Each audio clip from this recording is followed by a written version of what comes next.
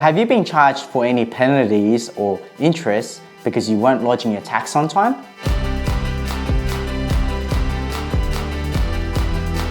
What happens is that you've been charged those fines or interest because you haven't been paying your tax because of some cash flow issues. The tax office will charge you some sort of interest. It could be anywhere between 5 to 10%.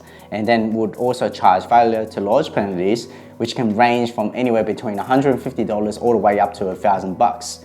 And this is because you haven't been lodging your BASs, your tax returns, your TPARs or employment summaries in time. And as a result, the tax office is penalizing you for that. So with small businesses, you can actually give the ATO a call and ask for a remission. So what I'm gonna explain to you is basically how you should call the tax office and what you should do. First, pay and lodge everything up to date. Whatever the tax liabilities are and whatever you needed to lodge them up to date first.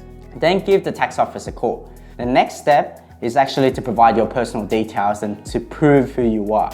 So usually if you're calling regarding your personal tax, what they'll ask for is your personal details, your name, your address, as well as your date of birth. And then the next thing is that they'll ask to prove who you are. So normally they'll ask for some reference from a letter that was provided to you by the tax office. Normally that's like a notice of assessment. Provide that to the tax office and you should be good to be able to prove you are who you say you are.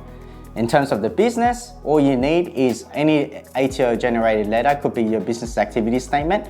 Find that document ID or reference number on the right hand corner, provide that to the tax office, and that should be okay to prove that you are talking on behalf of the business. The next step after that, you need to explain what the penalty was or what the interest was and what the amount is. So just give them the dates, give them the amounts and what you're asking for the remission for.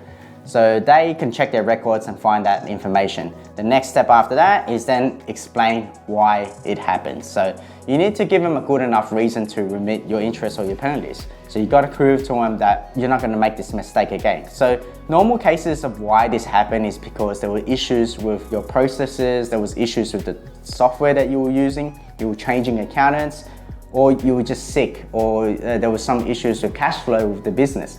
But the most important thing you need to explain is that this mistake won't happen again. You need to tell them the steps you've taken to make sure that this mistake will not happen again.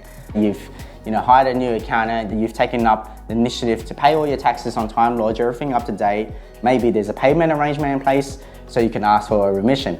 Once you've provided your case and resolved the issues you have with the problems that caused the interest and the late lodgement penalties, then the tax office will review that case and most likely remit those interests and penalties for you.